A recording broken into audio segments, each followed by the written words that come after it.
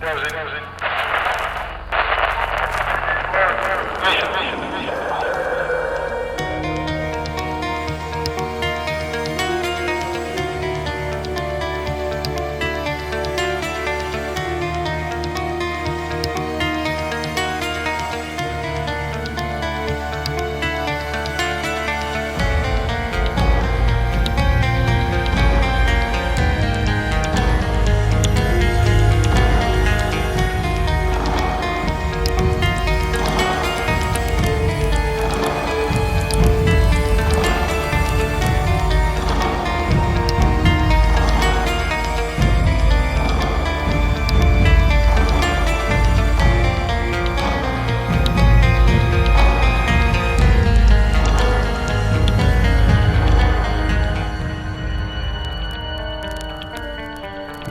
evening and welcome to Monsters Among Us. I am your guide, Derek Hayes. Welcome to this bonus episode, sponsored by Imagined Life, a podcast by Wondery. But more about them here in a little bit. The fine folks over at Wondery were kind enough to sponsor this bonus episode, so you know what that means. You guys get 5 calls tonight, for free. So let's kick things off with our first call of the evening. And why not start with something a little ghostly? The following is Donna's submission from the state of Illinois. Hi, Derek. My name's Donna. I've been listening to the show for a while, and I thought I'd tell you a little ghost story that I have. And, well, it starts out with my boyfriend and I bought a new house in the town we live in northwestern Illinois, about 2 years ago. Now, everyone knows this house. A lot of kids grew up in this house from this one family that they adopted a lot of kids. Now, being it the small town that it is, I'm friends with one of the grandkids that grew up in this house, and am good friends with his now ex-girlfriend and her sister.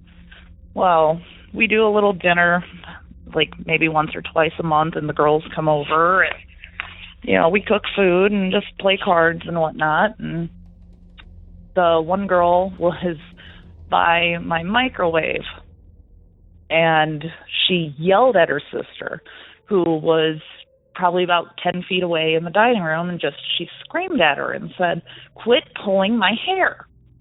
Now, she said, no, I'm not pulling your hair. And I looked at her, I said, she was nowhere near to be pulling her hair.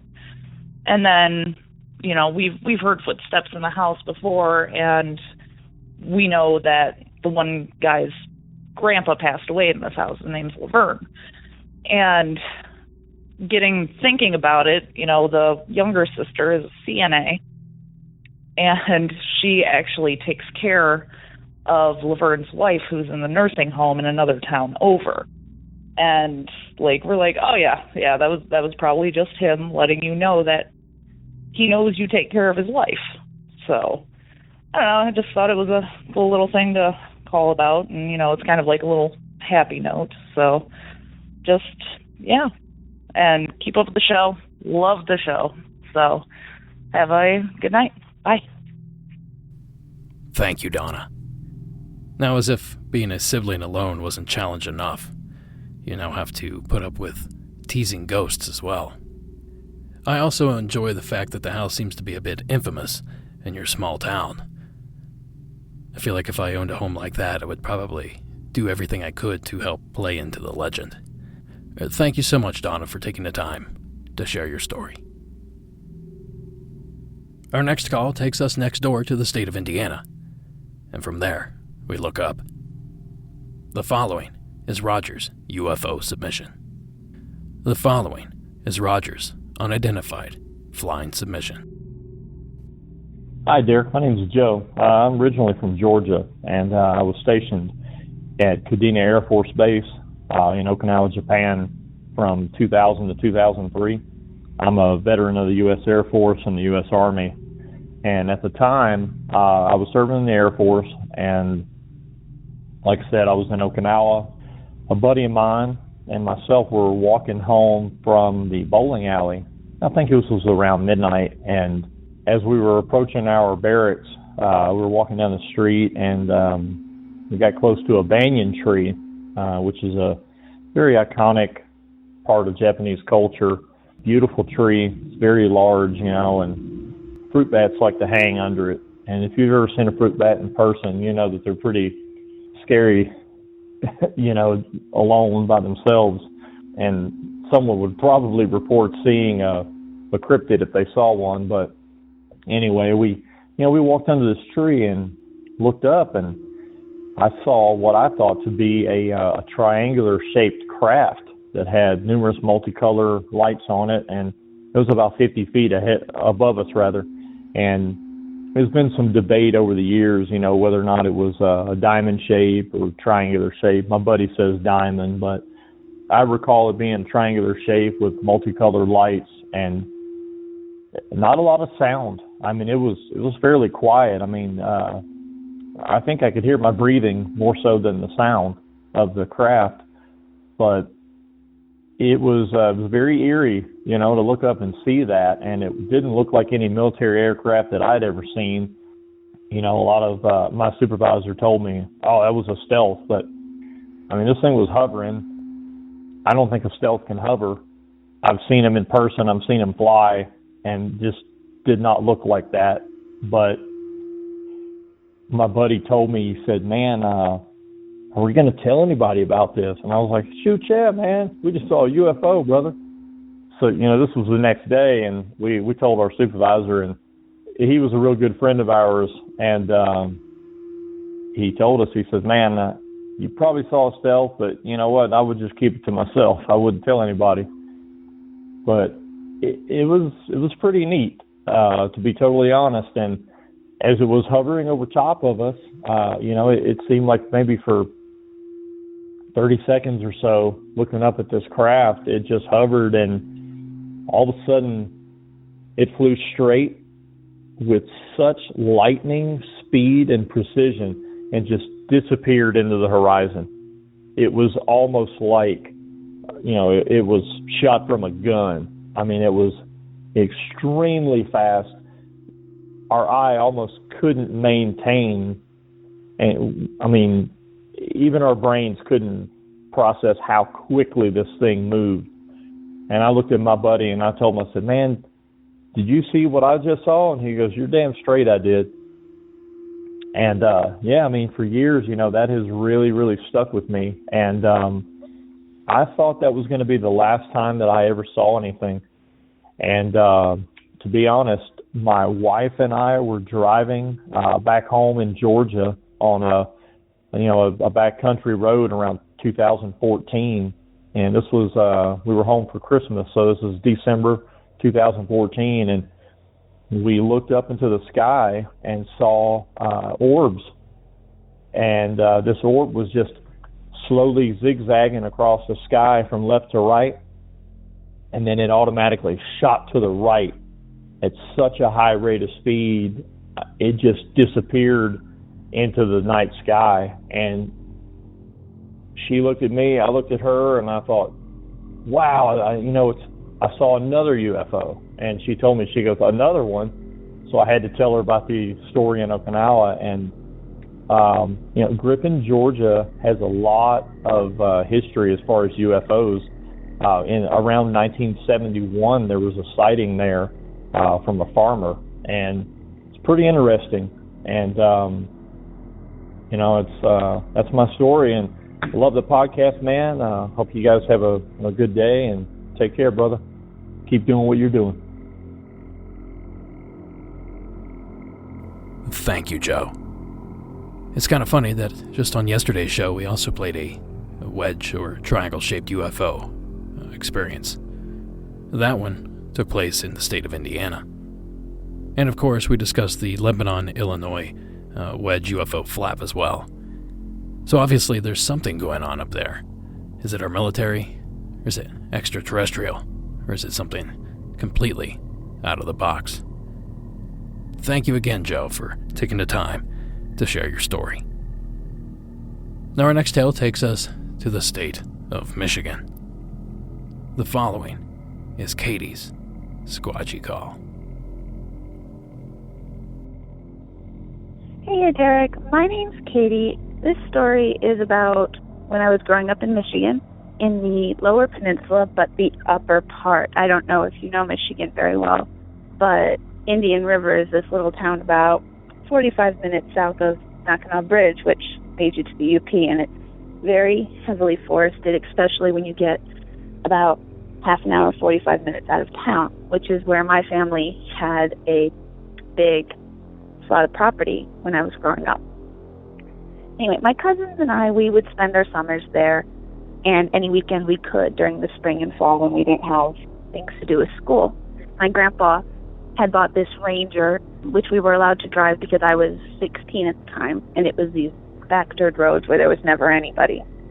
So one day, in I think it was June, it was late in the afternoon, like the sun was still pretty high in the sky, but it was all shady everywhere in the woods, and we were driving it back to this area we called the swamp, because it was a swamp.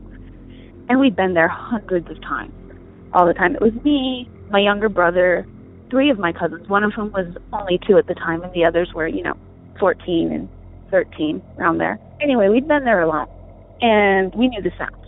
Birds, squirrels, crickets, all that mess, always going. Night, day, didn't matter.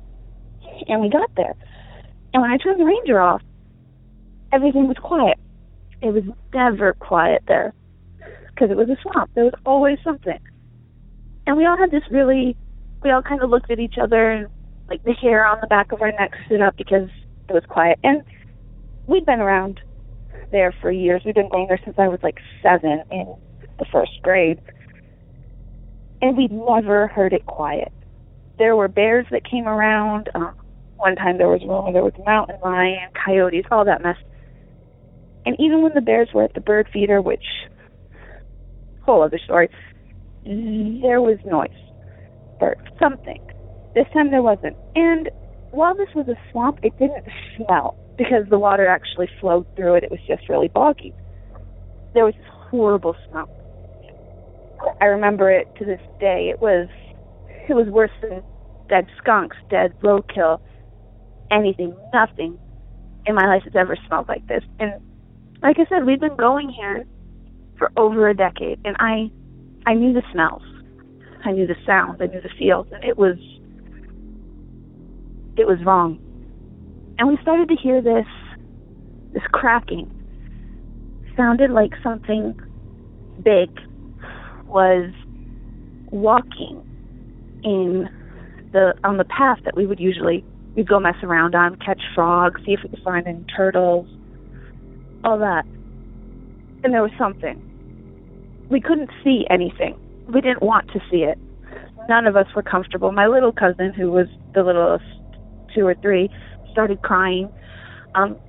My brother was Kale. My other cousins were back in the Ranger and buckled up.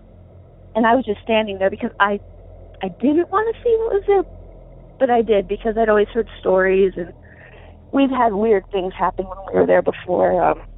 Things that were places they shouldn't be, like way up in a tree with no branches and all this other stuff, but that's another time. And I heard the cracking again, and it was closer, behind this big bush, like this big wild raspberry bush. Those were everywhere. And sure, it could have been a bear, but again, I've never heard it quiet like that, ever. And I've never smelled anything like that. And I've been around bears. I'd seen them. They'd been around the property, and they had a smell, but it wasn't this smell. This was horrible. And I heard the crack one more time. I jumped in the Ranger. We took off. We didn't go back to that area for the rest of the summer. And when our parents asked why, we told them, and they just kind of looked at us and they shrugged it off, and we didn't go back until the next year. So that was it for that story. I'm trying to get my mom to call in because she has a Bigfoot story from St. John's Island in Canada from when she was a little girl a teenager it's never changed, and it's pretty convincing, and I don't want to tell it for her. Hopefully she'll call in. Anyway, keep up the good work. I love your show. And, bye. Thank you, Katie. Now, according to the BFRO website, which is the Bigfoot Field Researchers Organization, an organization affiliated with the show Finding Bigfoot, if you're not familiar. Well, as it turns out, they have well over 100 submissions, spanning over the last 30 to 40 years. So it at least seems there's a possibility of some sort of ape-like creature hidden in those pine-rich forests. I've never been to northern Michigan. I've spent quite a lot of time in southern Michigan, but I hear it gets pretty wild the further north you go. Thank you, Katie, for not only staying alert, but for also reporting your story.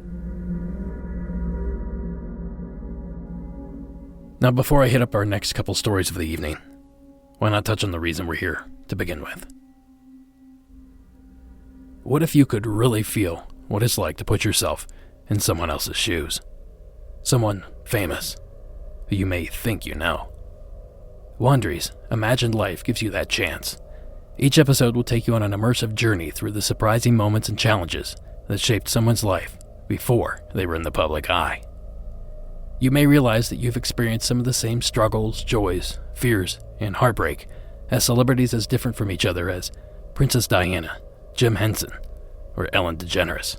Every person has a story, but how often do you get to immerse yourself in another person's life? You're about to hear an exclusive clip from Imagined Life, where you'll experience someone else's life, and only at the end of the episode will you find out who you are. The show is hosted by Academy Award nominee Virginia Madsen and Robbie Daymond.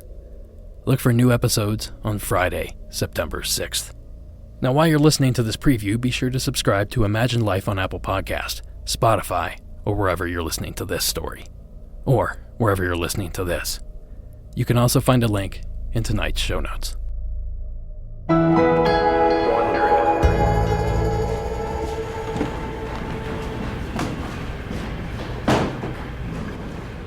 Imagine you're standing in a construction site with a paintbrush in your hand.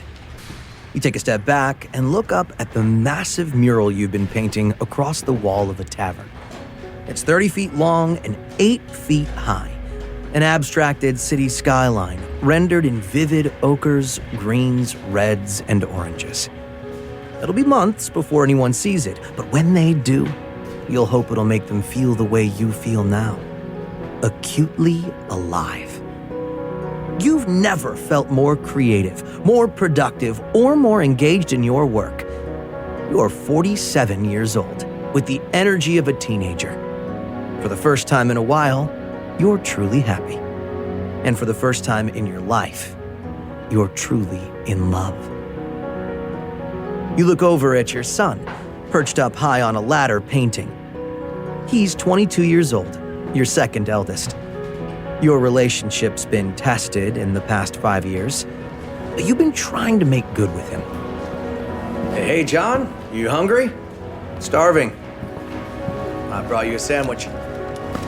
John climbs down the ladder and takes the sandwich with a smile. This, working side by side, it's the closest you've felt since he was a boy. A worker pops his head in the tavern. Sir, there's a call for you. Can you take a message? I'm working. It sounds important. You take a deep breath and head for the construction office. Yes, this is he. Slow down, I can't hear you. A chill hits the back of your neck. It spreads outward as you listen, down your spine, into your lungs, to your heart. You hang up the phone and walk back towards the tavern. Your steps are slow and deliberate, like your shoes are filled with cement. You enter the tavern and lock eyes with John. Everything okay, Dad? You struggle to speak. Dad, what is it? You lean against a table for support. What happened? You're scaring me. That was Harris from down the road. There's been a fire. Wait, where? Was anyone hurt? A house. He said it's terrible. I don't know. You grip the table even harder. Paint splatters everywhere as you nervously knock over the table. I think I heard him say, someone is dead. You pray it isn't her. Please, don't let it be her.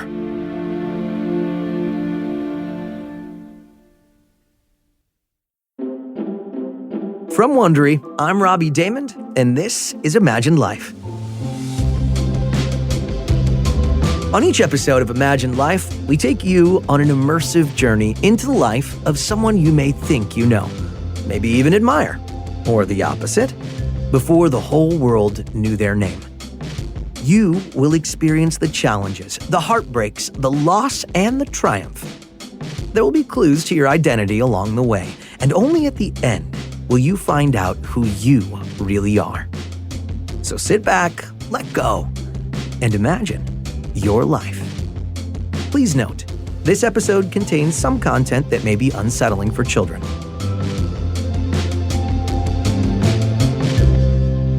This episode, The Lover.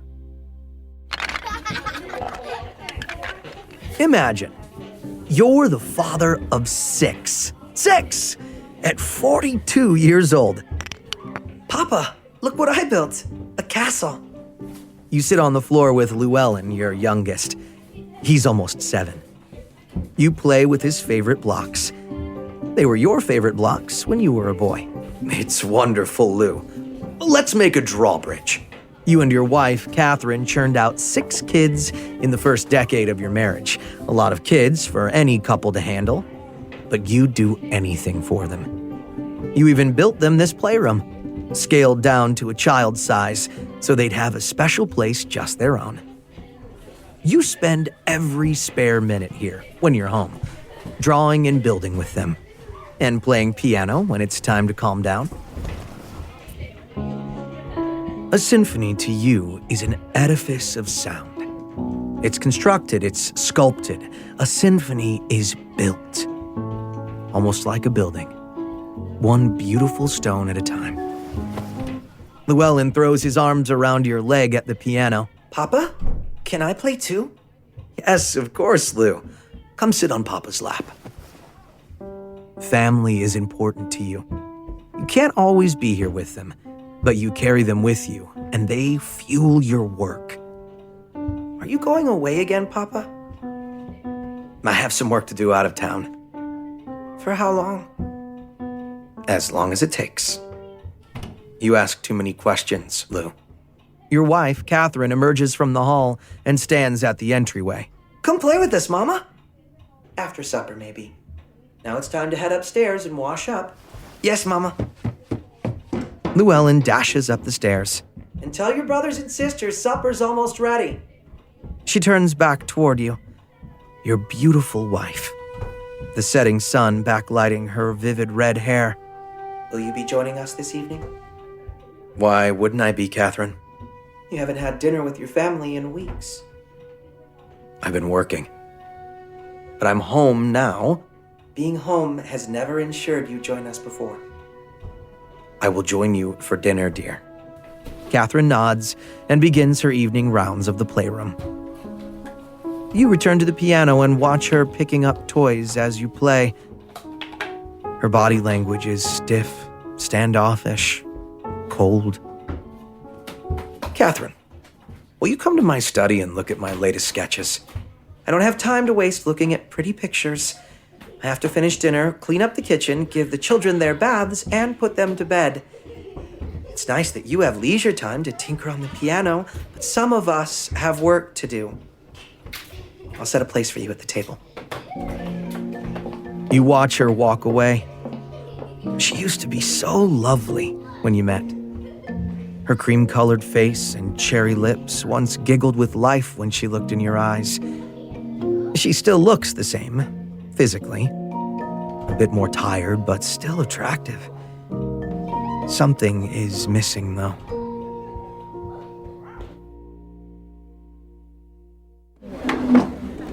You take your place at the head of the dining table across from Catherine and watch her serve the children. Catherine is a good mother, a great mother. Every waking second, every breath she takes, she is devoted to the children. She leaves no time for herself. Certainly no time for you. Mama, can I have more potatoes, please? Clean your plate first, Francis. You catch her attention and offer her a smile. She returns the gesture, but there's no joy behind her eyes. After 20 years of marriage, you've grown accustomed to each other, yet you've grown apart. You respect each other, you coexist, but you do not flourish together. You don't laugh together, not like you once did. After dinner, you head upstairs and slide into bed, side by side, but miles away. It's been a year since you were intimate. You roll onto your side to look at her. Good night, my dear. Catherine turns away from you. Good night. You wish you could have the old Catherine back. You miss her. You miss love. That was just a preview of Imagined Life Season 2. To hear the rest of the story and guess who our mysterious subject is, subscribe on Apple Podcasts, Spotify, or wherever you're listening right now. Now, I realize this isn't a paranormal-themed podcast, but it certainly is mystery-based. And I'll be honest, it sort of caught my ear. Just something about a mystery that I don't know the answer to that basically forces me to look into it. At any rate, please give Imagined Life Season 2 a shot. Again, you can find a link in tonight's show notes, or you can simply search Imagined Life wherever you find fine podcast. Well, thanks to the fine folks at Wondery, we get to play a couple more stories. So our next story of the evening takes us to the state of Colorado. The following is Dalton's story. All right, so my name is Dalton. I live in Arvada, Colorado. First of all, your podcast is awesome. I've been binge watching it for the last probably 3 weeks. Started season 1, almost to season 7 now. But I kind of wanted to tell you a little story. Back, oh gosh, I must have been maybe 7. Me, my mom, my stepdad, and my brother and my sister, brother being a year older, and my sister being a year younger, 6 years younger, we were all sitting in the basement. And as we're in the basement, as I said, we had just moved in. We're all, young, wanting to get to know the place and, having fun and just enjoying the new place that we're in. So we're down in the basement. And this was a new-ish house. Had to have been built in maybe the 80s. So we're sitting there anyway. We're downstairs. Us three are playing, and my mom and my stepdad come down. We had a pool table down there. We had just put down a recliner and a TV, just to kind of make it feel more homey, I guess. So as we're sitting down there, we're all messing around. I have my stepdad playing with the pool table. My mom's trying to set up the cable to the TV, and us kids are just, playing around, running around downstairs. So as the night progresses, we go towards the TV is. And mind you, there's nobody on the recliner, nobody near the TV. So all of a sudden, it was the creepiest thing. All of a sudden, we're talking about how we don't, this is a new house and we, anything could happen, new creaks. It's just kind of a spooky place. So, I'm not sure why I kind of felt that way. It was just kind of just a weird basement. So we're sitting there, and out of nowhere, the recliner busts open. The bottom of the feet recliner springs open, and the recliner falls all the way back. And in the same moment, the TV turns on, which is unplugged. Like, everything is unplugged. We are just moving the TV in, like we're just trying to get everything set up. And in the moment, the TV turns on, and it's just static. Everybody in that room stopped, and there was no noise. We all looked at each other, and we just kind of brushed it off, I guess. And we kind of said, anything could have happened. I mean, the recliner could have jolted open. The TV, I'm not sure how it could have turned on without the actual TV being plugged in, but it was just very, very spooky. Like I said, I've been watching your podcast, and some of this stuff has just been coming up to me. I've just kind of been remembering it, and as I hear other people say it, I've been listening to your show, and I remembered this thing. I kind of thought that was kind of just like a bogus thing. But the more that I hear from your podcast, the more that I remember from my childhood. So I just kind of wanted to run that by you. I have some more stories for you. Some creepy, some scary, hilarious stories. But yeah, I just thought I'd let you know about this one. Great job with the podcast. I listen to you all day, every day. Thank you, Dalton. Now, if I'm hearing this correctly, it's almost as if you're implying that somebody in the room may have had some sort of telekinesis abilities, some ability to manipulate objects with their, mind, with unseen forces. We'll put it that way. Now, of course, it sounds kind of ludicrous when I say it out loud, but it wouldn't be the only time that people have blamed humans on paranormal activity. If you think of the case of Poltergeist, there are many paranormal investigators that claim that adolescent young women actually somehow influence poltergeist activity, and some even suggest that they create it.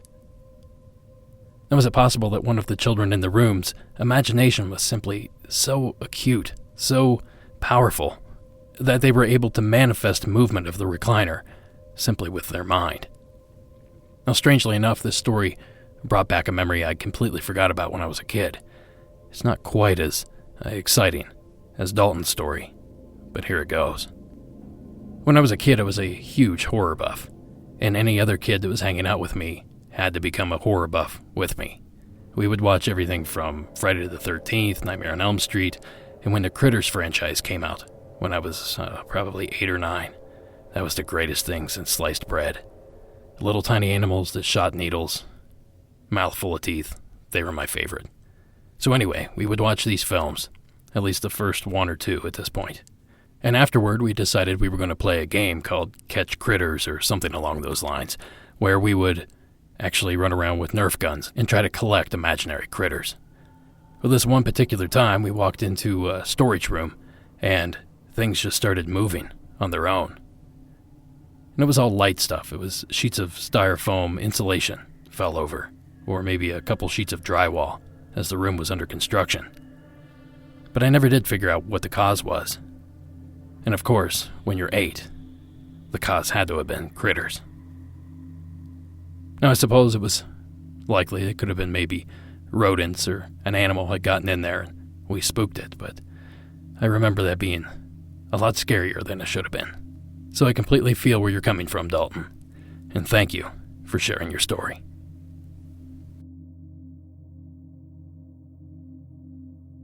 And that's going to bring us to our final story of the evening.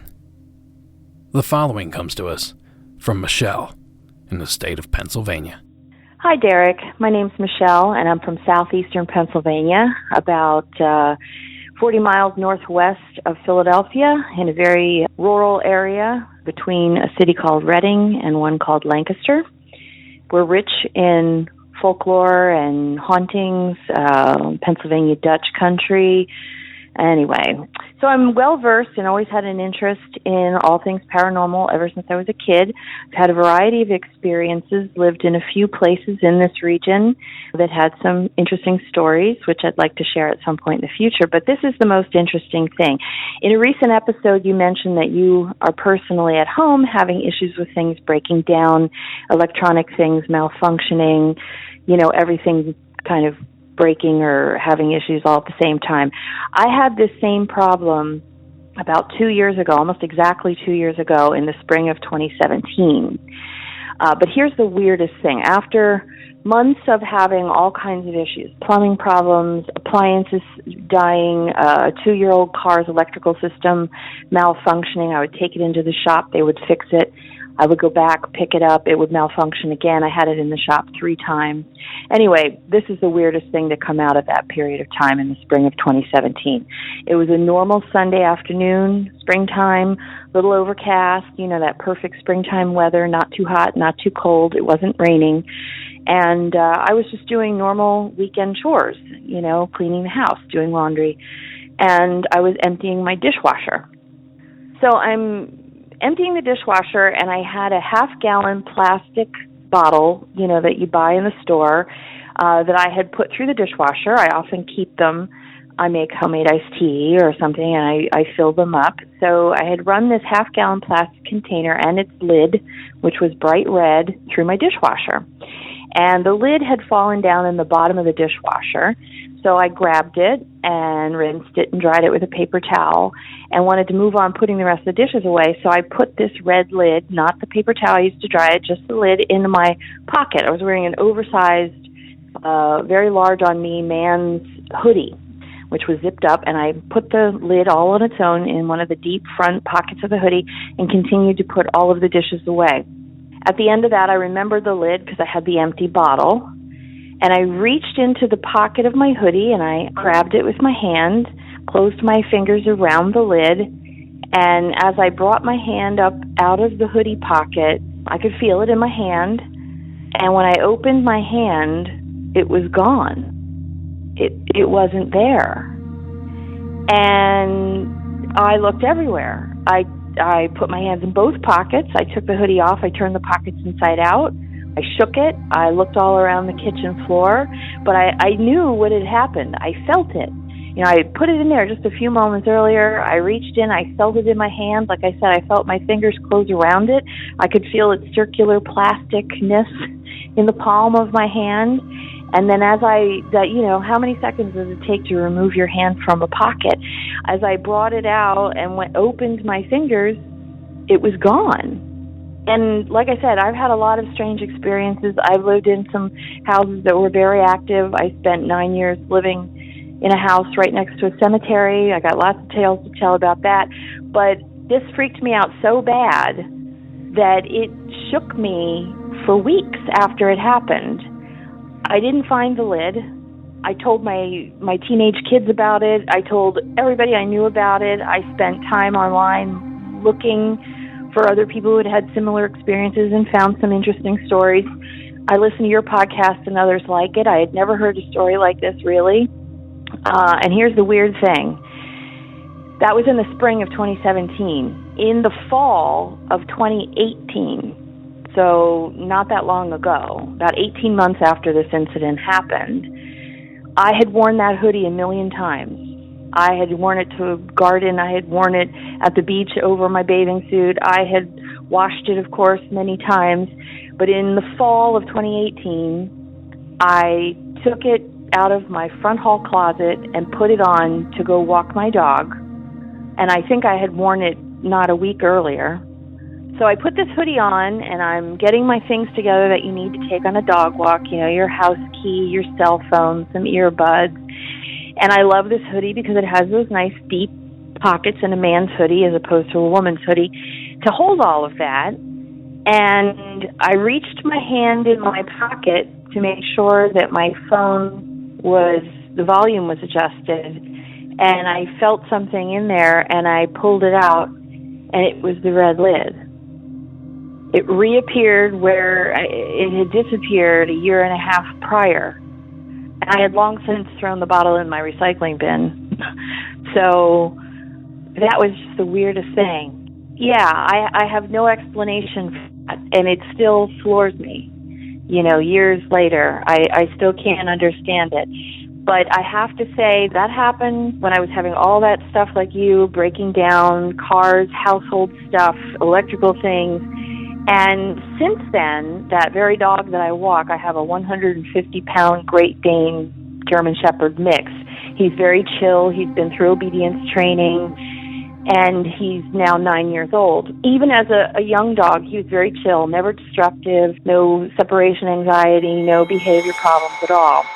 Since then, since the spring of 2017, and it's now the spring of 2019, he looks up at the ceiling and barks at something we can't see. My family and I, or if I have friends over, we will be eating in the kitchen, and the dog will behave in this manner, and he never used to. So I don't know what happened in May of 2017 on that Sunday afternoon with all everything in my life breaking down, and then this lid disappeared, and then it reappeared, and ever since then, my dog apparently sees things in my house and goes ballistic, and it's just the strangest thing. And I'd love to know if anybody else has had a similar experience, because, like I said, I've lived in some really strange houses where money appeared on the table and where things disappeared and then reappeared, but I have never had anything disappear from my hand,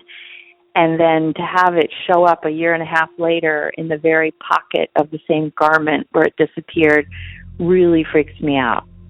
And during this time, right before the lid disappeared, this may be interesting. One evening I was asleep, and I'm a pretty deep sleeper.